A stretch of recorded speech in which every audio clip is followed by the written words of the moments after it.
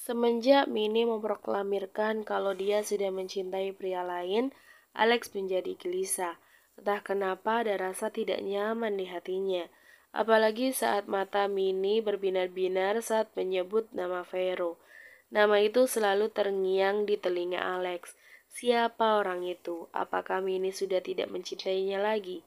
Alex merasakan kepalanya terasa penuh saat ini. Rapat yang dihadirinya tidak bisa ia ikuti dengan baik. Konsentrasinya buyar. Alex bahkan tidak peduli apapun yang disampaikan di dalam ruangan itu. Brak! Semua orang terperanjat saat Alex membanting tumpukan berkas di atas meja. Alex yang menyadari kesalahannya langsung berdiri. Rapat ditunda. Putusnya lalu pergi meninggalkan ruangan rapat disusul oleh Alfian. Lia, bereskan berkas-berkas itu dan bawa ke ruangan Tuan Alex. Ucap Alfian memberi perintah. Baik, Pak Alfian, jawab Lia. Sepeninggal Alfian, dari ruangan itu semua peserta hanya bisa saling memandangi satu sama lain. Ada apa dengan pemimpinan mereka? Maaf bos, apa bos sedang ada masalah? Tanya Alfian sembari menyodorkan gelas berisi air putih ke hadapan Alex. Thanks Al. Alex meneguk habis air itu hingga habis. Gelas itu lalu dikembalikan kepada Alfian. Alfian meletakkan gelas di atas meja. Kemudian ia duduk di sofa terpisah di depan Alex duduk. Alex memijat kepalanya yang berdenyut nyeri. Sudah 1 bulan ini ia kurang tidur karena selalu terbayang wajah Mini. Tapi Alex juga merasa tidak terima kalau Mini sudah berpaling darinya. Bos, panggil Alfian lagi. Alex bangkit berdiri, ia berjalan keluar rumah, ke ruangan diikuti oleh Alfian. Alfian dibuat penasaran kemana Alex akan pergi. Alex berjalan keluar gedung tanpa mengendarai mobil. Satpam kantor yang merasa bingung berniat mengikuti Alex, tetapi isyarat dari Alfian menghentikan langkah mereka. Alfian masih saja mengikuti Alex berjalan di trotoar dan berbelok ke sebuah bangunan yang cukup megah. Ternyata Alex pergi ke masjid yang berada tidak jauh dari kantornya. Alex langsung masuk ke dalam setelah melepaskan sepatunya. Kedua matanya memandang takjub bangunan yang sama sekali belum pernah ia masuki sebelumnya. Alex berjalan semakin ke dalam sampai akhirnya dia duduk bersimpu di atas karpet merah yang membentang di dalam masjid. Gerakan Alex diikuti oleh Alfian. Alfian berada di belakang Alex untuk memastikan keadaan tuannya tuh baik-baik aja. Al, panggil Alex. Iya bos, kemari, ada yang ingin aku tanyakan. Alfian mendekat dan duduk persis di sebelah Alex. Al, sudah berapa lama kau bekerja denganku? Tanya Alex. Hampir 4 tahun, bos, jawab Alfian. Selama itu, kau tahu kan kalau aku suka pergi ke tempat hiburan malam dan membawa wanita pulang ke apartemenku? Iya, bos. Bahkan jauh sebelum kau bekerja denganku, aku sudah melakukan itu. Alfian diam masih menyimak. Alex menghela nafas dalam, merasakan pundaknya terasa berat karena semua perbuatannya selama ini seolah berputar di depan matanya. Aku seorang pendosa, Al. Dosaku terlalu banyak. Aku bahkan tidak bisa menghitung sudah berapa banyak wanita yang aku tiduri. Aku pendosa yang hebat, Al. Bos, Alex mengangkat tangan kanannya, meminta Alfian untuk tetap diam. Aku selama ini menjadi orang bodoh yang hanya menghabiskan waktu hanya untuk bersenang-senang dan hanya mementingkan urusan dunia. Alex menyesali semuanya. Bos, semua orang punya salah dan dosa, tapi semua orang juga berhak untuk berubah, ucap Alfian. Apa Allah akan menerima tobatku? Alex menoleh ke arah Alfian. Raut wajahnya seolah mengatakan rasa tidak percaya. Alfian mengangguk. Pasti bos, jawab Alfian dengan yakin. Alex tersenyum sinis. Kalau yang menjawab Brian baru aku percaya, sahutnya. Alfian tersenyum. Ia juga merasakan bahwa ia bukan seorang muslim yang taat, tapi Alfian yakin Allah itu maha pengampun. Tidak ada salahnya untuk kita berusaha kan bos. Saya sudah mencarikan ustadz yang sesuai yang bos minta. Kapan waktu bos siap? Ustadz itu bersedia membantu bos memperdalam ilmu agama, ucap Alfian. Alex terdiam lalu memandang lurus ke depan. Sesaat kemudian Alex keluar menuju ke tempat berwudu. Alex masuk kembali setelah bersuci.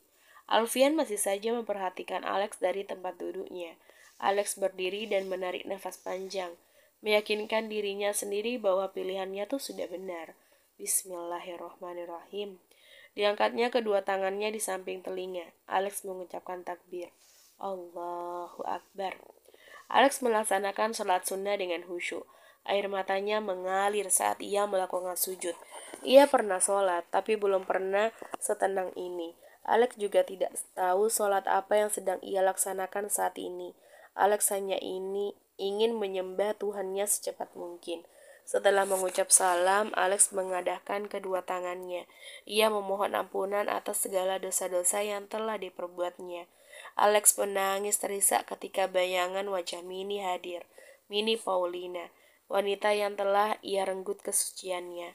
Maafkan aku, Mini, maafkan aku. Alfian menghampiri Alex setelah cukup lama Alex berdoa. Lagi pula sebentar lagi waktu duhur akan tiba. Pasti masjid ini akan ramai dengan para jemaah yang akan melakukan sholat. Alfian tidak mau orang lain melihat tuannya rapuh. Selama ini bekerja dengan Alex, belum pernah Alfian melihat Alex tuh seperti ini. Alex itu selalu menuntut kesempurnaan. Tidak pernah mentolerir kesalahan dan membuat peraturan ketat di perusahaannya. Tapi sekarang, apa yang Alfian lihat sangat berbeda. Tidak ada kesan angkuh dan sombong pada diri Alex saat ini. Jasnya ia lepas dan hanya menggunakan kemeja polos dan celana panjang saat sholat tadi. Bos, panggil Alfian. Alex menghapus sisa air mata di pipinya, menarik nafas dalam-dalam dan menghembuskannya perlahan. Al, buat peraturan baru. Semua karyawan laki-laki wajib sholat Jumat. Buat juga proposal pembangunan musola yang lebih besar dari yang kita punya sekarang di area kantor. Dan minta bagian keuangan untuk segera memprioritaskan pembangunan musola ini. Perintah Alex. Cabut aturan-aturan perusahaan yang menghilangkan hak-hak para pekerja. Dan meminta semua karyawan wanita untuk memakai pakaian yang sedikit sopan. Aku perhatikan selama ini pakaian mereka kurang bahan semua. Lanjut Alex. Baik bos. Oh ya Al, kita kembali ke kantor setelah sholat zuhur berjamaah. Imbuhnya lagi. Alfian mengangguk. Baik bos, saya ambil wudhu dulu. Alex menatap lurus lagi ke depan. Aku akan mempertanggungjawabkan perbuatanku kepadamu, Mini. 2 bulan Alex disibukkan oleh kegiatannya belajar mengaji dan amalan-amalan wajib tentang agama Islam. Alex yang memang mempunyai otak yang cemerlang mampu menangkap apa yang diajarkan oleh ustadz yang khusus didatangkan ke apartemen miliknya. Bahkan saat Alex pergi ke luar negeri untuk urusan bisnis pun dalam waktu yang cukup lama, ustadz itu juga dibawa serta. Belajar ilmu agama dan sering mendengar tausiah dari ustadz membuat Alex bisa berdamai dengan masa lalunya. Kita tidak bisa kembali untuk mengubah masa lalu, tapi kita bisa mengukir masa depan yang lebih baik. Nasihat Ustadz selalu Alex ingat. Dan sekarang, setelah meyakinkan dirinya, Alex memutuskan akan pergi untuk menjemput Mini di Roma. Alex tahu alamat Mini dari Brian setelah bercerita kalau nama anak Brian mirip dengan orang yang dicintai Mini. Hati Alex sangat lega setelah tahu dari Brian kalau laki-laki bernama Vero adalah seorang anak kecil. Tidak sulit untuk menemukan alamat apartemen yang Mini huni. Alex tidak ingin membuang waktu. Ia langsung menuju apartemen Mini begitu sampai di Roma. Alex berulang kali mengatur nafasnya. Degup jantungnya tidak bisa dikontrol dengan baik. Perasaannya tidak menentu. Alex ragu untuk mengetuk pintu apartemen yang berada di hadapannya. Bismillah. Diketuknya pintu apartemen milik Mini. Tak lama kemudian pintu terbuka. Alex terkejut saat melihat siapa yang membuka pintu. Ternyata seorang laki-laki kepercayaan dirinya tiba-tiba menghilang. Apakah dia suami Mini? Gumam Alex. Siapa mas? Terdengar suara Mini dari dalam. Mas? Alex semakin yakin kalau orang ini adalah suami Mini. Setelah Mini memanggil pria ini dengan panggilan mas. Gak tahu, gak penting, ketus laki-laki itu. Mini berjalan mendekati pintu. Ia sedikit terkejut saat melihat Alex sudah berada di depan apartemennya dengan raut wajah yang tidak seperti biasanya. Tuan Alex, aku datang, Mini, ucap Alex dengan senyum getirnya. Ia memandangi wajah Mini dan wajah pria yang berdiri di sebelahnya. Hatinya terasa nyeri. Silakan masuk, Tuan. Mini mempersilakan tamunya untuk masuk ke dalam apartemennya, yang tidak begitu besar. Walau enggan, Alex tetap menuruti perintah Mini. Setidaknya Alex harus berterus terang tentang perasaannya yang sekarang. Alex duduk di sofa ruang tamu berseberangan dengan pria yang tadi membukakan pintu untuknya. Pria itu bersedekap dan memandang remeh ke arah Alex. Aku meminta maaf kalau kedatanganku mengganggu waktu kalian berdua. Aku baru datang sekarang karena telah menyiapkan hati yang kosong untuk kau isi, Min.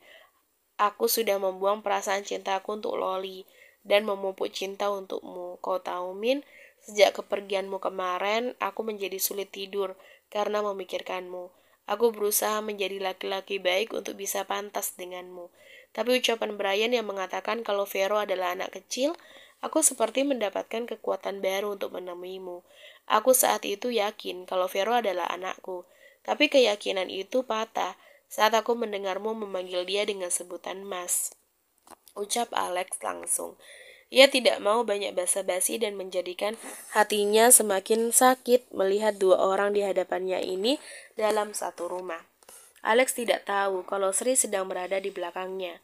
Mini mengernyitkan keningnya. Memangnya ada yang salah dengan panggilannya? Mini merasa tidak. Aku tahu, aku tidak tahu diri dengan datang menemuimu. Aku begitu yakin kalau kau mencintaiku. Ternyata aku salah. Kamu pasti mencintai ayah Vero.